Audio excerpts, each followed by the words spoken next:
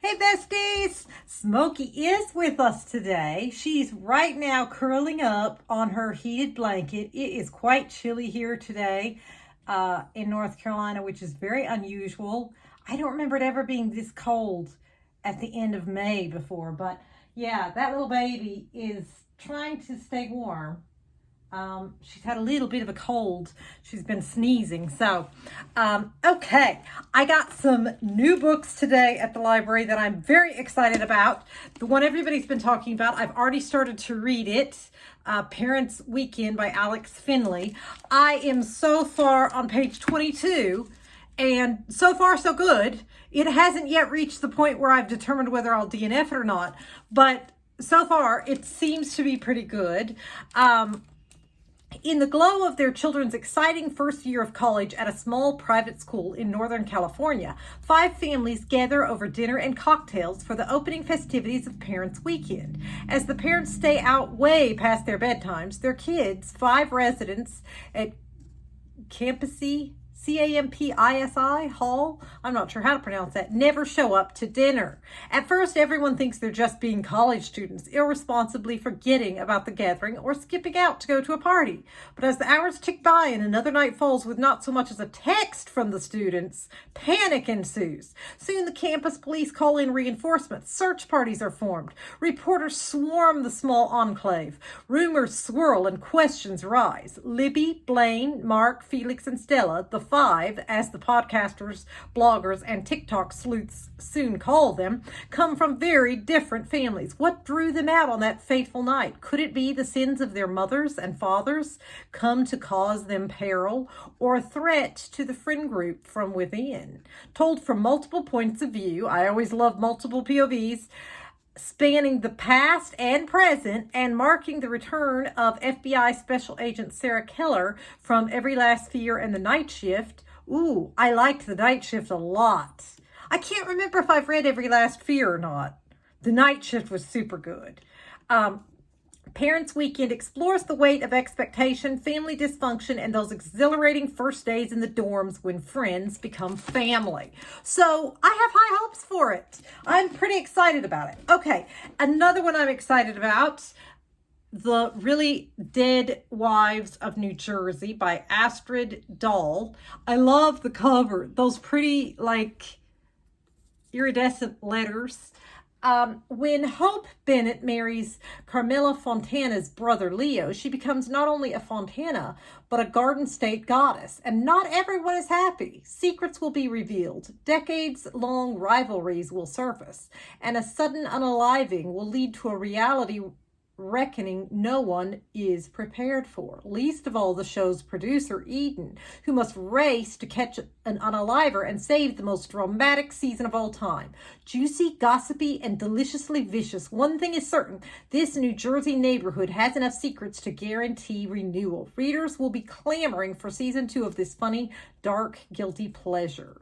So it sounds very fun. Hopefully it is. And then the brand new book in that series that I have thoroughly enjoyed by Anthony Horowitz. Super excited to read this. Again, it is going to be a mystery within a mystery. And now our main character, editor Susan Ryland, has left her Greek island, her hotel, and her Greek boyfriend Andreas in search of a new life back in England. Freelancing for a London publisher, she's given the last job she wants, working on an Atticus Pund continuation novel called Pund's Last Case. Worse still, she knows the new writer. Elliot Crace is the troubled grandson of legendary children's author Miriam Crace, who died 20 years ago. Elliot is convinced she was unalived by poison.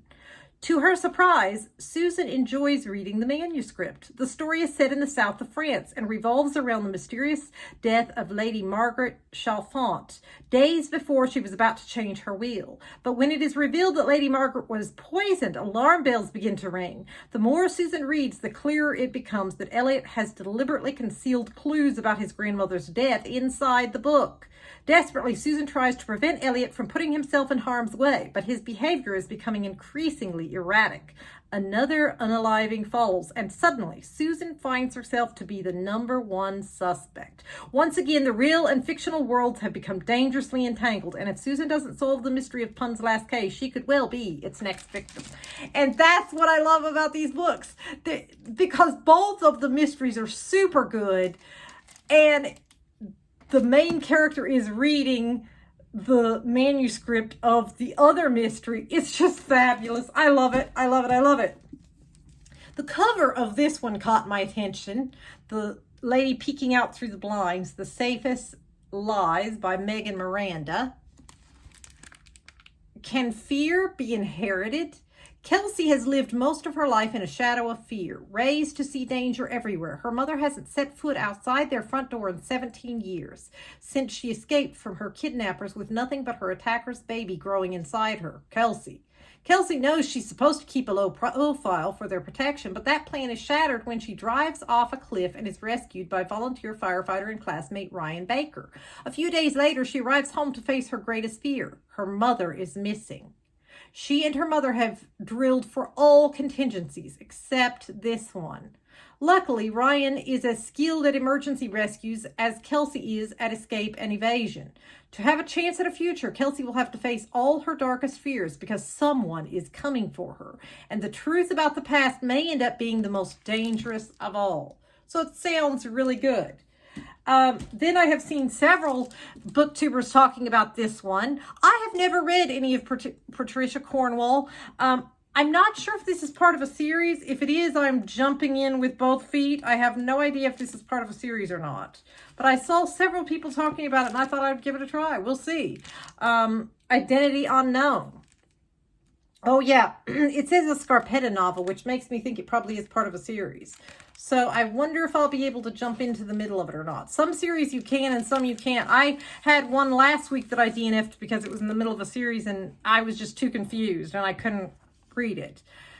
Autopsies can reveal the secrets of the dead, and this victim is sending Scarpetta a message. Summoned to an unnerving, abandoned theme park to retrieve a body, Dr. Kay Scarpetta is devastated to learn that the victim is a man she once loved.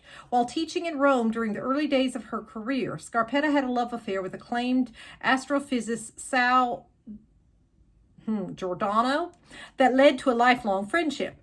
The unaliving scene is bizarre, with a crop circle of petals around the body, and Giordano's skin is strangely red. Scarpetta's niece Lucy believes he was dropped from an unidentified flying craft. Scarpetta knows an autopsy can reveal the dead's secrets, but she is shocked to find her friend seems to have deliberately left her a clue. As the investigators are torn between suspicions of otherworldly forces and of Giordano himself, Scarpetta detects an explanation closer to home that in her mind is far more evil. So we'll see. And then lastly, The Silver Ladies of Penny Lane by Dee MacDonald. Absolutely hilarious feel-good novel. And I do love a good feel-good novel just to break up all of my thrillers. And lately I have been in the mood for a good feel-good read. I really loved the one I read this past weekend, and I'll be sharing that in my reading wrap-up this weekend. It was really good. Tess and Orla have been best friends throughout most of their adult lives. So when life gave them lemons and their loved ones let them down, they pooled their resources and bought a dressmaker's shop on the corner of Penny Lane. And they've been doing just fine ever since. But one day, while studying her tired eyes and shapeless figure in the mirror, 62-year-old Tess realized that she doesn't want her life to be just fine anymore. She wants it to be extraordinary. For as long as she can remember, she's put everyone else first. Now she wants to rediscover herself and experience the kind of whirlwind adventure that will have the power to make her smile when she's confined to the armchair of a retirement home. With the encouragement of fun-loving and quirky Orla, Tess joins an over-the-hill dating agency, and the two friends book a single cruise around the Mediterranean, and that's when their adventure of a lifetime really begins. A totally uplifting, heartwarming, hilarious page-turner about embracing the moment, learning to love again, and the joy of second chances. So I thought it sounded like it might just be a fun, feel-good novel, so hopefully it does turn out to be good. And I will see you all for my weekly reading wrap-up. Do you want to say bye, Smokey? Do you want to say bye to our besties? Smoke-a-poo. Boy, she is sound asleep right now. Usually if I say smoke a poo, she'll look up, but she is very cuddly right now. Okay, I will see you all this weekend. Bye.